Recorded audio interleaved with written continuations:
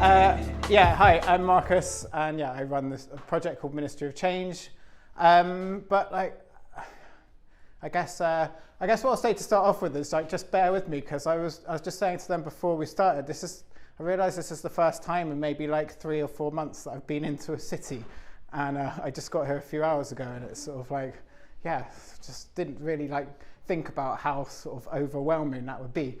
Yeah, I spent the last 2 months staying with someone in the French Alps in a small village in France, and then like at the moment so this is not an actual photograph, but this is the logo of my project, and it's actually the van that I drive around in, and I will tell you a little bit more about that already. But really, this whole project it comes from my own experiences. I started it because of my own experiences with depression and anxiety, and I really wanted to sort of do something a little bit more than what I was doing, and really get out and sort of explore what these feelings I was having were and why I was having them, and whether it was something that was just exclusive to me or if it was something that other people were feeling. Because I guess like I realised it had been something that I'd been experiencing for sort of quite a long time, but I didn't really have a name for it. I really felt inside this sort of feeling of sort of sadness, of sort of like that I didn't really feel like I belonged in the world. And I can remember that for a long time, but I think there was this point a couple of years ago, maybe like 4 or so years ago, where that started to really just be the dominant force, the dominant thing in my life. The whole time I really didn't feel like I was connected to anything, and there would just be sort of days where I just really jumped into some heavy stuff at the beginning, but I will change it. But I just remember that like I was living in Brighton at the time, and I remember like the days where like sometimes I'd just sort of lie on the living room floor and just stare at the stare at the ceiling, sort of for like all day, and I just couldn't do anything else. Sometimes I'd like cry. Most of the time I just didn't have any feeling. I couldn't even cry. There was nothing in there. There was like, I remember one time when I was standing by the sea, and I just remember thinking like, fuck it, like what would change if I just walked in here? And it was sort of around that time that I just sort of felt like, shit, I don't feel this is how life has to be. I'm not sure, like I've just sort of, I think it was actually just a realization, because I just don't think I knew that. I always just had this sort of general feeling that life's just a bit crap, like, and that's it, and that's what you deal with. And I think I can see now with hindsight what actually around that time, I think, is when I got pushed over the edge to this real, like, the depth, what like I sometimes like I've heard other people describe, and I think it fits really well this sort of dark night of the soul, this sort of really I don't know what it is, like this really bleak sense that like nothing matters and I don't matter, and but I think like by going down to that place, it sort of shifted me from this sort of life's a bit crap all the time to seeing like, oh, actually now it's so bad and I need to sort of lift myself out of this. So at the time I was doing stuff, like I was sort of doing meditation in the mornings, I was going for runs, I was having therapy, and it was about 2 years ago that I just sort of had this idea, like, what if I could just do something more? What if I could go out and explore? And so like various things happened, but like I ended up buying a van and converting it into a living space, and then sort of just driving off. And like before I'd done this, I'd always had this, I had this sort of recurring feeling that I kept saying to people, and I think it worried them, that I just wanted to like smash up all my belongings and just drive off somewhere and never come back. And actually, when I looked back at it, like I think I sort of around that time 2 years ago, I sort of metaphorically smashed up all my belongings, and then I did drive off, but not in the same sense that I had before. It was more like, rather than sort of driving away from something, I was sort of actually felt at this point it was going towards something. I was really like looking for I was going to say I'm looking for answers, but I'm not even sure if it was looking for answers. I think it's looking for the right questions. And so I got the van, but I didn't really know what I was doing. Like, I just had this idea, I need to share my experiences, I need to talk about it, and I need to hear from other people. So that's basically the basis I went off. I had this like question inside that was sort of, how much of this is sort of because of me? Like, how much of this is like my sort of genetics and my biology, and how much of this is I don't know, sort of like my like sort of programming, or my sort of environment, or my sort of peer group, or just the things that I feel like I should be doing. And so I guess that's been a lot of these last few years, has been unpicking that. And yeah, do you know what? It's really hard to work out what you're doing because like you need to do it, and what you're doing because you should think you should be doing it. I think in our society we've blurred those lines so much that it can be really hard. Sorry, I'm blocking you out. Really hard. So I basically just started, and I didn't really know what I was doing.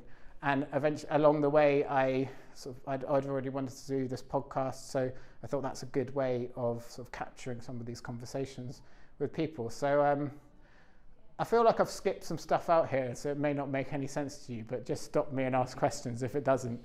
But basically, I have spent the last 2 years talking to lots of different groups of people, and they have ranged from just sort of ordinary people sharing their experiences of how they've navigated difficult parts of their life. Then I've talked to some people that have maybe sort of done projects themselves or written books. Actually, that's how I met Joe. Someone put me in contact with Joe, but I won't ruin your story by telling it all now. But if you want to hear more of Joe, you can listen to episode 25 of the podcast. Yeah. Now, I'll leave. It's fine. No, let's just but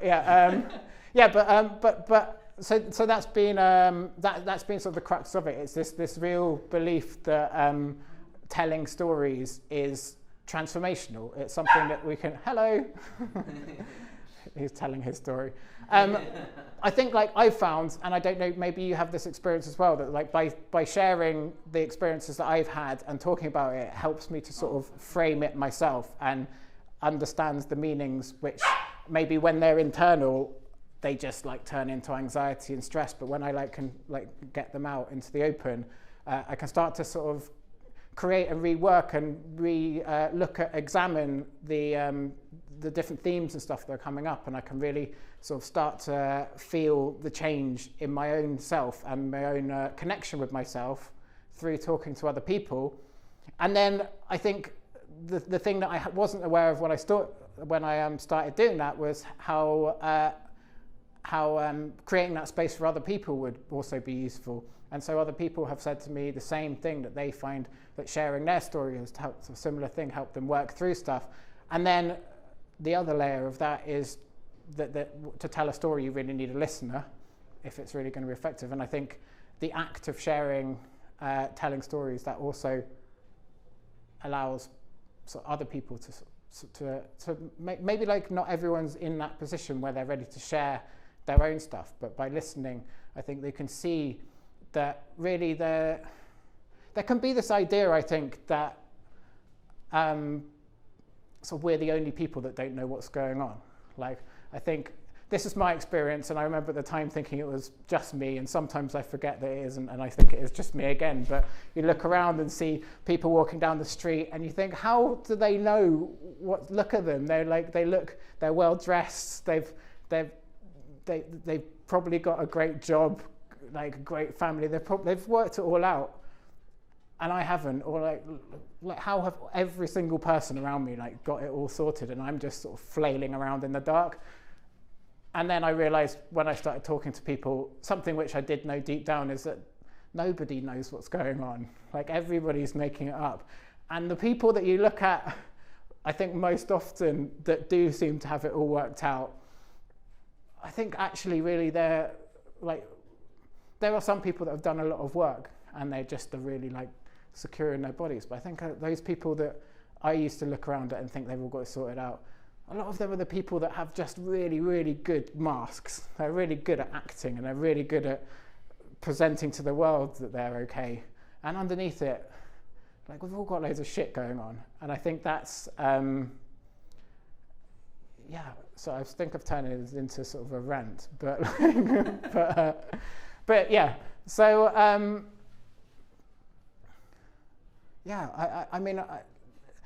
so essentially I've spent 2 years driving around the UK, and so there's been this very literal vehicle and literal trip, but that's all been a big front for like the metaphorical journey that's going on underneath. So it's very much like an inner journey as well, and it's very much just really analysing through conversations, through storytelling, what are the current narratives we have around mental health, but also around sort of our education systems and our governments and just all like our social structures and how they play into sort of our collective mental health, and how we can how together we can sort of, by sharing stories, we can create a mutual sort of, not a mutual understanding, but how we can sort of start to like find the little pieces and see how this jigsaw starts to fit together a bit, and then also see where the leverage points are that we can go in and create real change.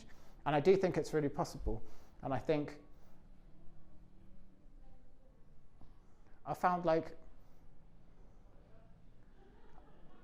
there was this, so I think if I go back 4 years, there was no beauty in the world. The world was like a bleak, dark place that I didn't really want to be part of, and I didn't understand that beauty existed still, and I didn't understand that there was awe in the world. But now, through speaking to people and connecting with people on a really human level, by sitting down and having cups of tea with people and hearing about their story, that is completely flipped upside down. And I just think the world it's full of beauty. It's just sometimes really easy to miss if you're not looking in the right direction. I feel really tired. Like I just like burned through all that. So like, I think we're gonna have a question and answer thing at the end, are we? Yeah. So I was gonna say, like, if there's anything that's confusing that I didn't talk about, you can ask me. Yeah, I do. So that's why I'm like finding it a bit like overwhelming here, because at the moment I'm parked in someone's livery yard and on a farm, and I open my door to horses and chickens and trees. And this morning, for example, I'm actually doing a storytelling course for 3 months, this intensive storytelling course, and it's in these beautiful surroundings in the countryside. And so this morning, my day started by I was walking along and I saw this albino squirrel, and I was just walking. I was like, "That is, am I imagining this? There's a white squirrel." So I was a bit late to what I was meant to be doing, because I spent 20 minutes just walking through the woods, following this white squirrel through all the trees until I lost it. And I don't know, sometimes if you see a white squirrel, you have to follow it, because I've never done, I'm 33 years old and I've never done that. It felt like very sort of Alice in Wonderland, white rabbity. But anyway, yeah, so that was a tangent from, yes, I do live in my van. Can I ask a question? I don't know. I think we're going to do a big round of Q&A, but go for it. Cool. No, I just wanted to know, what was some of your favourite stories that you've had so far, from the people that you've spoken to? Yeah, there's a really good bloke that talked about wild swimming. Yeah. Apart from that one, I had to get that one. I think it's really hard to say, because there's such a range. I can't have favourites, can I? But so some of them, the most powerful ones have been just sort of people that are just really sharing. They're people that just are. They don't have, maybe they don't have an amazing project and stuff. They've just sort of dealt with some really difficult stuff in their life, and it's how you go through that and then go back to sort of still showing up every day. So it's been really powerful. Then I had really a chance to speak to some of people that sort of some of my idols. There's this guy called Charles Eisenstein who I just love, and I just happened to bump into him at a thing I was doing in Sweden, and managed to get him on my podcast. He sort of talked about how what does he do? Good question. I guess he sort of talks about sort of the environment, but also how we've sort of, where we've come from as humans and where we're going, and sort of how we can sort of transform. And yeah, he's inspiring. You can listen to episode 22 of the podcast. He was also actually recently on the Russell Brand podcast, Under the Skin, which is an interesting one as well. Yeah, but yeah, so that, but there's so many different stories.